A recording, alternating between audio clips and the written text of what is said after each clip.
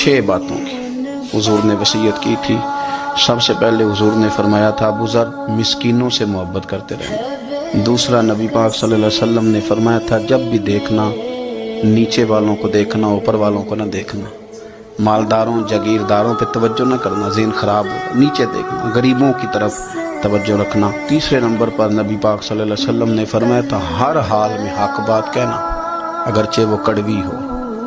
چوتھے نمبر پہ میرے محبوب نے فرمایا تھا اللہ کے معاملے میں کسی کی پرواہ نہ کرنا، کوئی کیا کہتا ہے کہتا رہے، تم رب کے رستے پہ چلتے رہنا، ملامت کی پرواہ نہ کرنا۔ اور 5ویں نمبر پر میرے نبی پاک نے مجھ سے کہا تھا اگر رشتہ دار تجھ سے تعلق توڑیں بھی نہ تو جوڑ کے رکھنا، صلہ رحمی نہ چھوڑنا۔